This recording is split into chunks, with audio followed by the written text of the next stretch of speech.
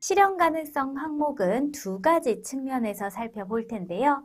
하나는 연속성 관점, 그리고 두 번째는 산출물 관점입니다. 먼저 창업의 핵심이 무엇인지 생각해 볼게요. 바로 시장에 진입하는 것, 즉 더 좋은 것을 만들어서 고객의 선택을 받는다라고 볼 수 있습니다.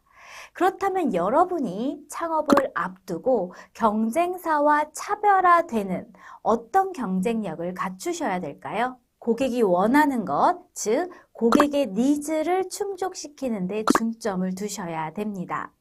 기억하세요. 더 좋은 제품 서비스에 더 좋은 이라는 의미는 창업자의 머리가 아니라 고객의 입장에서 판단해야 된다는 사실을요. 따라서 실현 가능성 항목에서는요, 창업자가 서비스를 통해 문제를 해결할 수 있는 준비가 되었음을 객관적으로 보여줄 수 있어야 됩니다.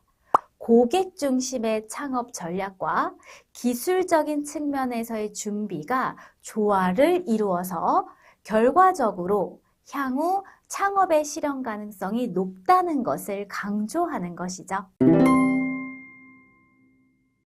연속성 관점에서의 실현 가능성이라는 것이 무엇인지 살펴볼게요. 여러분이 사업계획서에서 어필해야 하는 중요한 매력 포인트가 있는데요.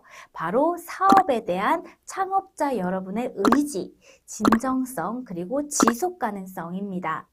창업자가 사업과 관련한 어떤 경험을 했는지, 사전에 얼마나 진행했는지, 그리고 개발이 필요하다면 현재 얼마나 진행되었는지 등 그동안 여러분이 사업과 관련해서 해온 다양한 활동들의 이미지나 자료를 통해서 그러한 내용을 잘 드러내셔야 돼요.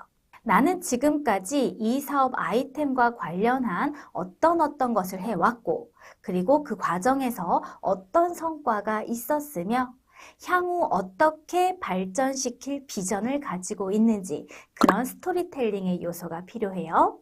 그리고 이런 내용은요, 단순히 했다라고만 기술해서는 안 돼요.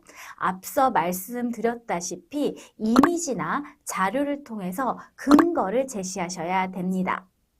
이미지나 자료는요, 객관성과 진정성을 강조해줘요. 아주 중요한 포인트입니다. 잊지 마세요. 이어서 현실 가능성을 산출물 관점에서 살펴볼게요.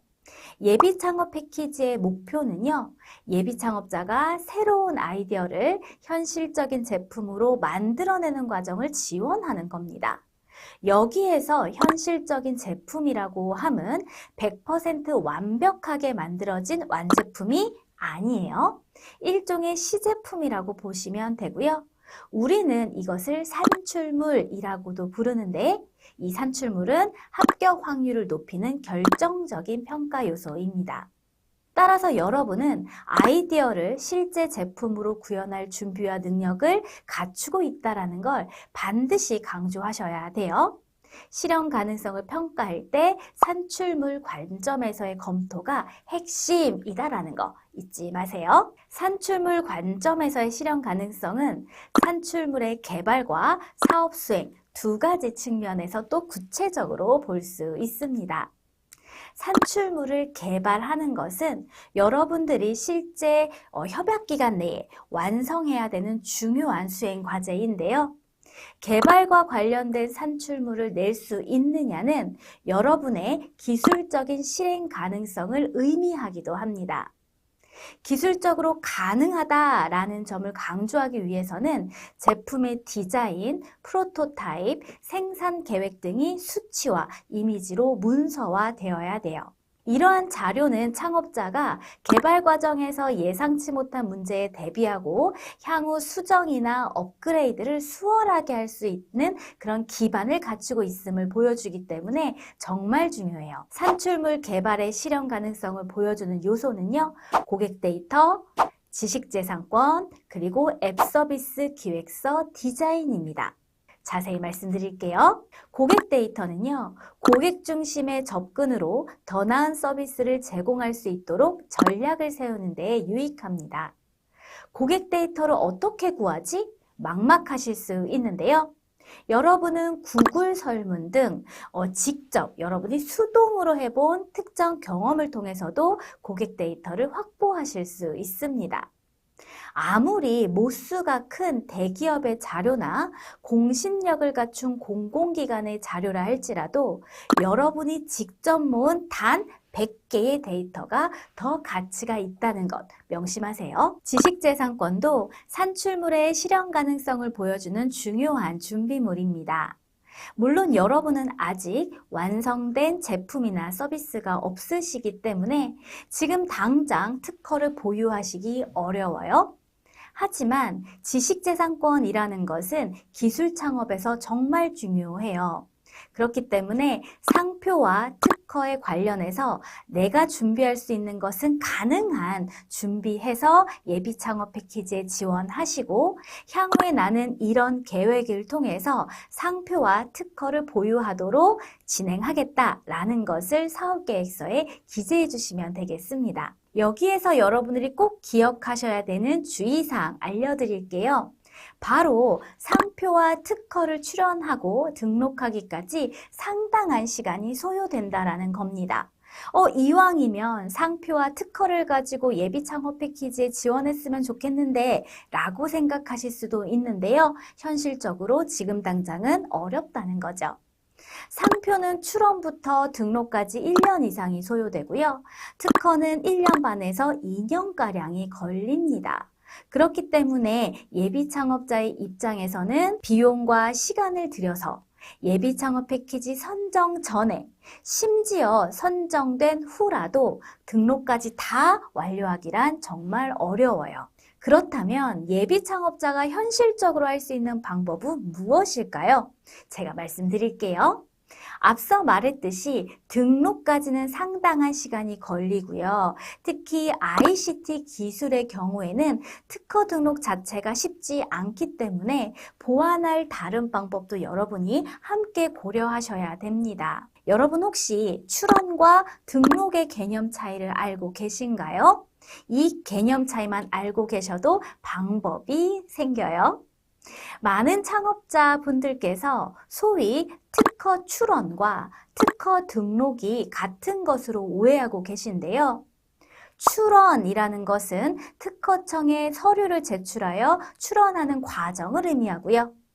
등록은 출원한 뒤에 심사 과정을 모두 거쳐서 최종 등록 결정을 받아 권리를 획득하는 것을 의미합니다. 그렇기 때문에 여러분은 상표 등록, 특허 등록까지는 아니더라도 우선은 상표 출원, 특허 출원을 했음을 기재하는 것이 요령이에요. 혹은 저는 아직 출원도 하지 않았어요 라고 한다면요. 이런 방법도 있어요. 변리사와 미팅을 했다는 근거 자료를 추가하는 방법이요. 이러한 근거 자료로서도 사업의 실현 가능성을 강조할 수 있습니다.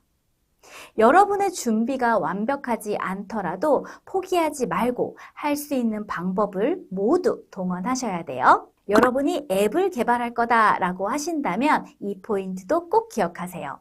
바로 앱 서비스 기획서 혹은 디자인을 여러분들이 준비해 두시는 건데요. 서비스 기획서는요, 서비스를 정의하고 구체화하는 핵심 문서예요. 그렇기 때문에 고객 데이터를 기반으로 서비스의 세부 사항을 기획하고 개선 사항을 반영했다라는 것을 보여준다면 여러분들이 산출물을 낼 가능성이 높다라는 것을 증명하실 수 있습니다. 이렇게 앱 개발이 확실하다면 여러분이 직접 하지 않으셔도 돼요. 앱 외주 개발 업체를 통해서 서비스 기획 산출물이나 디자인을 받아서 사업계획서에 삽입하실 수 있습니다. 일반적으로 앱을 개발하는 과정은 기획, 디자인, 개발의 단계를 거치는데요. 이미 기획이나 디자인에 대한 진행 사항이 있다는 걸 자료를 통해서 보여준다면 이 창업자가 해당 사업에 대한 진행 의사가 분명하구나, 사업을 지속할 의지가 강하구나 라는 점을 어필하실 수 있어요.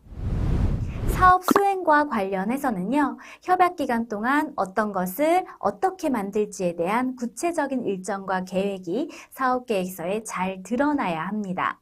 어떤 단계를 거쳐 차별화된 제품 서비스를 개발할지, 그리고 시제품은 언제 완료할지, 또 그에 따른 검증 단계는 어떤 방식으로 언제 이루어질지 등 실질적인 진행 현황을 명시하는 것이죠. 심사위원은요, 일정과 내용을 한눈에 잘 파악할 수 있게 해주면 여러분들의 강점을 더 잘 이해하실 수 있을 거예요. 그렇기 때문에 핵심이 되는 사항은 표나 차트 등으로 정리하는 것도 좋은 방법이에요. 잊지 마세요. 자, 실행 가능성과 관련한 키워드 3가지 정리해 보도록 하겠습니다.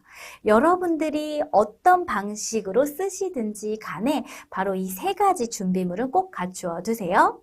바로 고객 데이터, 지식재산권 출원, 서비스 기획서 디자인. 이번 시간 예비창업 패키지 사업계획서 중에서 실현 가능성 항목을 같이 살펴보셨는데요. 제가 알려드린 핵심 포인트들이 있어요. 그 포인트들은 분명 내 사업계획서에 넣어야겠다 라고 유념하시면서 작성하세요. 수고하셨습니다.